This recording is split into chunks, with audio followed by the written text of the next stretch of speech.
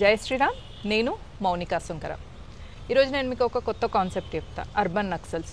Mullah machinery మార్క్సిస్ట్లో ఒక sub category urban నక్సలైట్లేమో అడవులలో ఉంటారు. వాళ్ళ దగ్గర వెపన్స్ ఏమో మైండ్ యూ చైనా వెపన్స్తోని ఇండియన్ ఆర్మీతోని ఇండియన్ పోలీస్ ఆఫీసర్లను చంపేస్తుంటారు.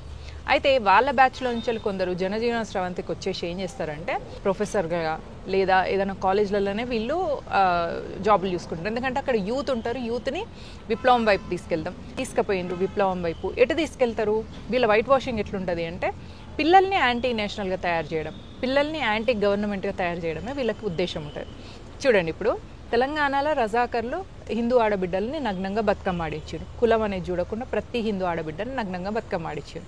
మరి అదే తెలంగాణలో అక్కడో ఇక్కడో ఎవడో ఒక దొర వేరే హిందువులను దౌర్జన్యం చేసి ఉంటాడు. అయితే వీళ్ళు రజాకర్లు చేసిన దాన్ని వైట్ వాష్ చేసి ఓన్లీ దొరలు చేసిన దాన్నే తీసుకొస్తారు. ఎందుకంటే హిందువులను డివైడ్ చేయాలనేది వీళ్ళ కాన్సెప్ట్, డివైడ్ అండ్ రూల్. ఎందుకంటే ముల్లాకి దేశాన్ని ఇస్లామైజ్ చేయాలని, మార్క్సిస్ట్కి దేశాన్ని కమ్యూనిస్ట్ దేశంగా భారతదేశాన్ని చేయాలని పనిచేసే చైనా తొత్తులు వీళ్ళంతా. ఇండైరెక్ట్లీ కాదు, అదే వీళ్ళ డెఫినేషన్. అందుకనే చూడండి, నక్సలైట్ల దగ్గర మనకు చైనా వెపన్స్ ఉన్నాయి. పాకిస్తాన్ అందించిన వెపన్స్తోని వాళ్ళు ఇండియన్ పోలీస్ని ఇండియన్ ఆర్మీ మీద చేస్తారు. అయితే ఈ ప్రొఫెసర్గా కాలేజ్లకు ప్రిన్సిపల్గా వెళ్ళిన అర్బన్ నక్సల్స్లో ఒక మహిళ గురించి నేను ఈమె గురించి మీకు చెప్తాను. సూరపల్లి సుజాత అని చెప్పి శాతవాహన యూనివర్సిటీ ఆర్ట్ కాలేజ్కి ప్రిన్సిపల్.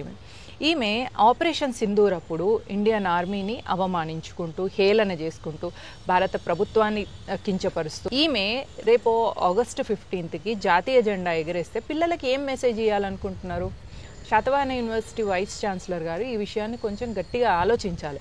ఎందుకంటే ఆమె పిల్లల్ని నక్సలైట్ సిద్ధాంతం వైపు తిప్పింది. అప్పుడు ఒకసారి పిల్లల్ని క్యాంప్ అని పేరు మీద చెప్పి ఫీల్డ్ ట్రిప్ మీద నక్సలైట్స్ ఏరియాకి తీసుకెళ్ళింది. కాలేజ్లో కూడా ఇట్లాంటి కమ్యూనిస్ట్ థాట్స్ని పిల్లల్లో నింపుతుంటుంది.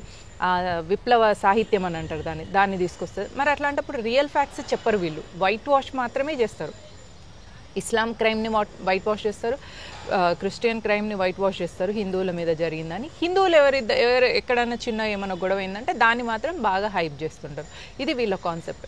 సో ఇట్లాంటి అర్బన్ నక్సలైట్స్ ద్వారా వీళ్ళు అసలు ఎక్కడైనా కూడా నక్సలైట్లు ఉన్నారంటే వాళ్ళ ప్రాంతంలో ఆ ఊర్లలో స్కూళ్ళను పెట్టనివ్వరు, జాతీయ జెండాకి వందనం చేయనియరు. మరి అట్లాంటి వ్యక్తిని ఈ అర్బన్ నక్సల్ మానసికతతోని ఒక సైకలాజికల్ డిజార్డర్తో ఉన్న వ్యక్తితోని రేపు ఆగస్టు 15కి ఫ్లాగ్ హోయిస్టింగ్ చేస్తే ఏం మెసేజ్ ఇవ్వదలుచుకున్నారు స్టూడెంట్స్కి అని నేను వైస్ ఛాన్సలర్ గారిని అడుగుతున్నా. ఆమెను సస్పెండ్ చేయకుండా కనీసం ఇట్లాంటి సంస్కారహీన దేశ వ్యతిరేక శక్తులను, ఇట్లాంటి ఆపరేషన్ సింధూర్ పట్ల నీచంగా వ్యంగ్యంగా మాట్లాడిన సూరపల్లి సుజాత లాంటి వాళ్ళని అట్లీస్ట్ ఫ్లాగ్ హోయిస్ట్ అన్న చేయకుండా చూస్తారని నేను ఈ వీడియో ద్వారా కోరుతున్నాను.